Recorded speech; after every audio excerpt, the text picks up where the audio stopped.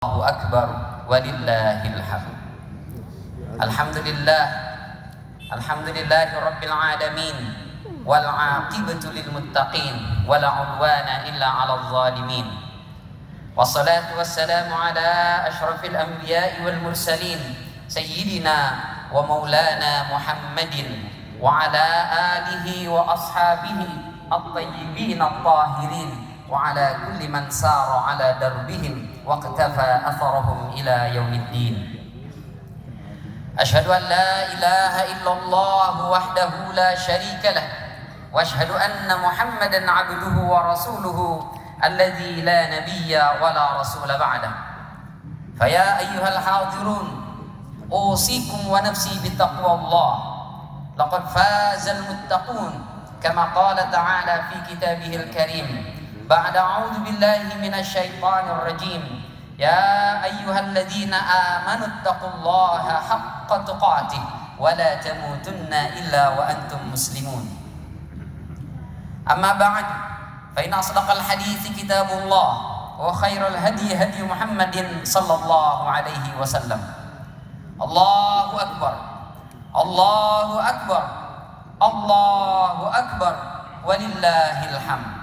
Hari ini gemat takbir, tahmid, berkumandang, mengagungkan Allah Subhanahu wa ta'ala, menyanjung dan memuja serta memuji Allah, zat yang berhak untuk disanjung, dipuja dan dipuji. Maka jika ada di antara kita yang masih menginginkan puji-pujian dari manusia, maka tidak ada makna dari kalimat takbir yang dia kumandangkan mengagungkan Allah. Allahu Akbar artinya Allah lebih besar dari apapun yang ada di atas muka bumi ini.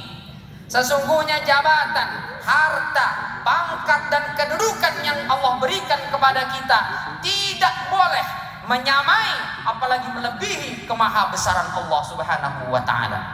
Maka kalau ada kita merasa besar karena jabatan yang kita miliki, tidak ada makna takbir yang kita gaungkan melalui lisan ini. Jika kita masih merasa sombong dengan harta yang kita punya, maka tidak ada makna takbir yang kita kumandangkan dari lisan kita. Maka Allahu Akbar menunjukkan kita rendah, kita tak memiliki apa-apa. La haula wala quwwata illa billahil aliyyil azim. Makna inilah yang kemudian oleh baginda sallallahu alaihi wasallam katakan, al-hajju arafah, al-hajju arafah, al-hajju arafah. Haji itu adalah puncaknya, intinya berada ketika manusia melaksanakan wukuf di padang Arafah. Kenapa? Karena ketika mereka melaksanakan wukuf di Arafah, di sana mereka menyadari, berkontemplasi bahwa semua yang mereka miliki dalam kehidupan ini sejatinya semua itu adalah titipan dari Allah Subhanahu wa ta'ala. Tak ada yang bisa kita lakukan kecuali dengan kehendak dan masyiatillah. Maka Al-Hafiz Ibn Rajab Al-Hambali dalam Lataiful Ma'arif beliau mengatakan, bagi kita yang belum berkesempatan wukuf di padang Arafah, maka mestinya kita wukuf, berhenti, berdiam diri, menahan diri dari berbagai macam perbuatan dosa dan maksiat yang bisa mendatangkan murkanya Allah Subhanahu wa ta'ala.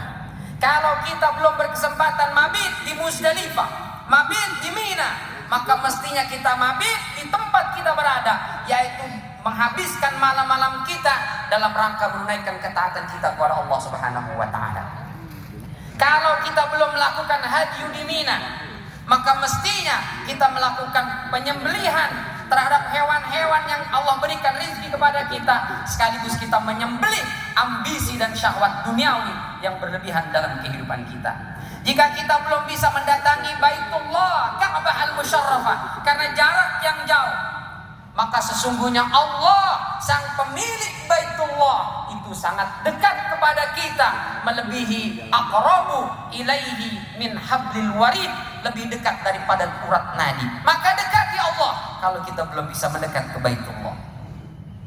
Hadirin rahimani wa rahimakumullah, sejatinya setiap kita mendapatkan paling tidak 3 kali panggilan dari Allah Subhanahu wa ta'ala. Yang pertama adalah panggilan haji. Ketika dahulu Nabiullah Ibrahim alaihissalam, Allah perintahkan untuk meninggikan bangunan Ka'bah. Begitu selesai pembangunan Ka'bah, lalu Allah perintahkan kepada Nabi Ibrahim, wa adzin fin nasi bil hajji ya'tuka rijalan wa ala kulli dhamirin ya'tina min kulli fajjin 'amiq. Wahai Ibrahim, panggil seluruh manusia untuk datang ke tanah haram ini. Mereka untuk mengagungkan Allah Subhanahu wa taala. Mereka akan datang berkendara, ada yang berjalan kaki, bahkan mereka datang dari berbagai penjuru pelosok yang ada di muka bumi. Maka Nabiullah Ibrahim alaihissalam naik ke Jabal Abu Qubais.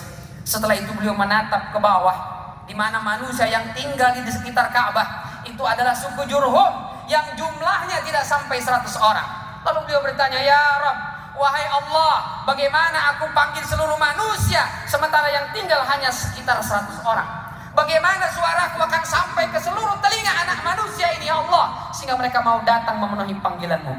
Lalu apa kata Allah? Adzin wa alayyan balag. Tugasmu wahai Ibrahim, panggil mereka, seru mereka dengan suaramu.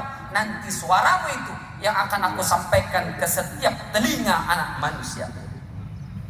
Maka disebutkan dalam banyak tafsir, di antaranya Imam As-Suyuti dalam Ad-Durrul Mansur, bahwa ketika itu Nabi Ibrahim kemudian dengan suara lantang mengatakan, ya ayyuhan nas, wahai manusia, qad faradallahu lakumul hajj fa'ajibu. Wahai manusia, Allah telah mewajibkan kepada kalian untuk datang menunaikan haji ke tanah suci ini. Fa'ajibu, maka penuhilah panggilan itu. Lalu kemudian Allah Subhanahu wa taala menyampaikan suara Nabiullah Ibrahim alaihissalam ke seluruh telinga anak manusia yang hidup di zaman itu. Bahkan Allah sampaikan suara Nabi Ibrahim alaihissalam ke alam arham, orang-orang yang masih ada di rahim, orang-orang yang masih berada di tulang sulbi ayahandanya, itu juga mendengar suara panggilan Nabi Ibrahim alaihissalam. Bahkan Allah Subhanahu wa taala sampaikan suara Nabiullah Ibrahim alaihissalam ke alam arwah, manusia-manusia yang belum terlahir. Kita yang hidup di zaman ini juga sudah mendengar panggilan Nabi Ibrahim ketika kita masih berada di alam arwah. Maka tidak ada alasan mereka yang Allah berikan kekuatan secara fisik sehat, secara ekonomi mampu, tidak ada yang menghalanginya, namun tak tergerak hatinya untuk datang ke tanah suci, baik melaksanakan ibadah haji atau umrah, lalu dia berdalih belum ada panggilan. Keliru dia, karena panggilan itu sudah ada, didengungkan oleh Nabiullah Ibrahim alaihissalam ribuan tahun yang lalu. Maka begitu kita datang ke tanah suci, ucapan pertama yang keluar dari lisan kita, labbaik Allahumma labbaik. Ya Allah, aku datang memenuhi panggilanmu. Panggilan yang mana? Yang dulu didengungkan oleh Nabiullah Ibrahim alaihissalam. Yang kedua adalah panggilan setiap hari 5 kali dalam sehari semalam, yaitu panggilan salat. Hadirin rahimani wa rahimakumullah, salat yang 5 waktu memang muadzin yang mengumandangkan azan, tapi sejatinya itu adalah panggilan Allah untuk kita datang mendekat kepadanya, menunaikan tanggung jawab kita, kewajiban kita kepada Allah Subhanahu wa taala. Maka kalau kita belum bisa datang memenuhi panggilan Allah ke tanah suci, datanglah penuhi panggilan Allah ke masjid-masjid dan musola yang ada di dekat rumah kita. Bukankah Baitullah bukan hanya Ka'bah? Masjid yang ada di dekat rumah kita, musalla-musalla yang ada di sekitar kita, itu juga Baitullah, rumah Allah, yang ketika kita datang sejatinya kita mendatangi Allah. Menarik, dinamai dengan azan. Kalau kita panjangkan alifnya azan, maka itu seakar kata dengan udun, udunun, udunani azan, yang bermakna telinga. Kenapa azan dinamai dengan azan? Karena azan dikumandangkan untuk mereka-mereka yang masih memiliki telinga. Mungkin ada yang tidak, mohon maaf, memiliki penglihatan, buta dia, nggak melihat dia. Tapi kalau telinganya mendengar panggilan azan, maka tidak ada alasan baginya untuk tidak datang memenuhi panggilan Allah. Lumpuh dia, nggak bisa berjalan. Tapi kalau telinganya masih berfungsi, dia masih mendengar suara azan, maka tidak ada alasan baginya untuk tidak datang memenuhi panggilan Allah. Adalah Abdullah ibnu Ummi Maktum, salah satu ahlul bait keluarga Rasul sallallahu alaihi wasallam. Beliau adalah sahabat yang mulia, tidak tanggung-tanggung. 16 ayat Allah turunkan dalam surat Abasa menjelaskan kemuliaan Abdullah ibnu Ummi Maktum. Datang kepada baginda sallallahu alaihi wasallam, "Ya Rasulullah, saya ini rajulun a'ma, buta, nggak bisa melihat. Rumah saya dengan masjid jauh, ya Rasulullah. Bolehkah saya mendapatkan dispensasi untuk sholat malam, maghrib, isya, subuh tidak datang ke masjid? Zuhur, asar saya datang ya Rasulullah, karena tidak ada yang menuntun saya. Kalau saya paksakan jalan, saya tersandung, jatuh, terjerembab ya Rasulullah." Maka kata Rasul, "Silahkan wahai Abdullah." Gak lama berjalan dipanggil lagi, "Ya Abdullah, hal tasma'un nida?" Wahai Abdullah, apakah ketika Bilal ibn Rabah mengumandangkan azannya, kau dengar panggilan azan itu?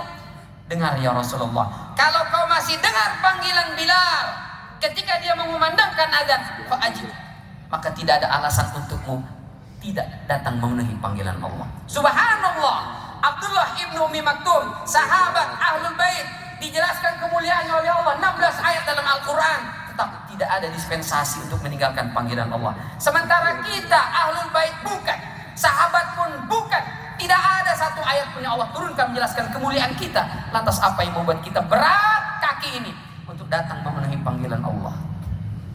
Yang ketiga adalah panggilan terakhir, yaitu panggilan kematian. Kalau panggilan haji, umrah, salat, mungkin sebagian kita ada yang menunda nanti, besok, lusa, dan seterusnya.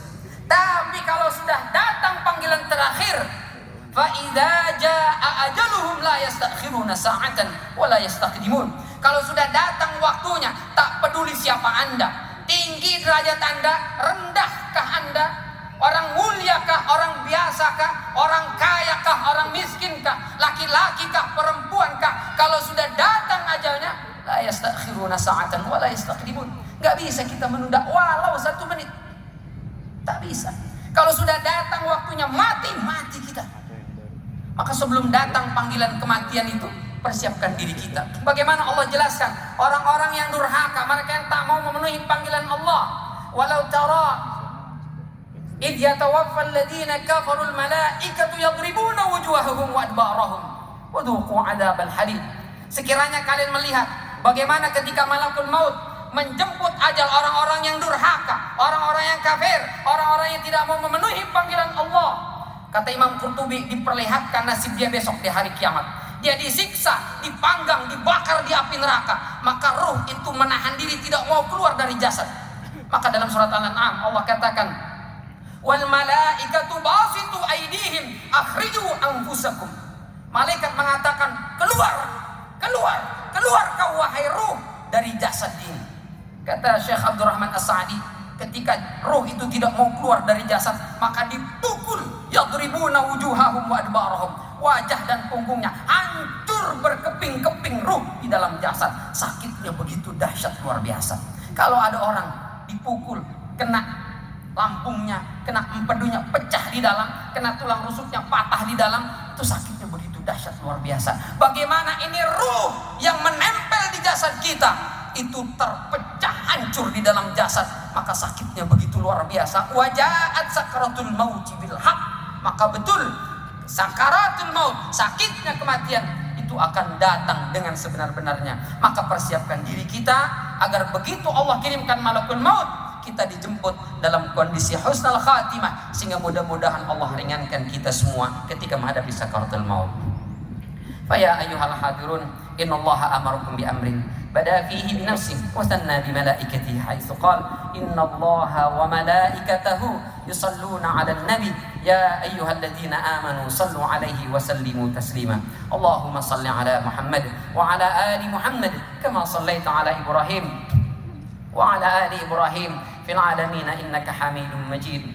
Allahumma irda 'anil khulafa'ir rasyidin al-mahdiyyin min ba'di Abi Bakar wa Umar wa Utsman wa Ali radhiyallahu anhum ajma'in. Allahumma ighfir lil muslimina wal muslimat wal mu'minina wal mu'minat al ahya'i minhum wal amwat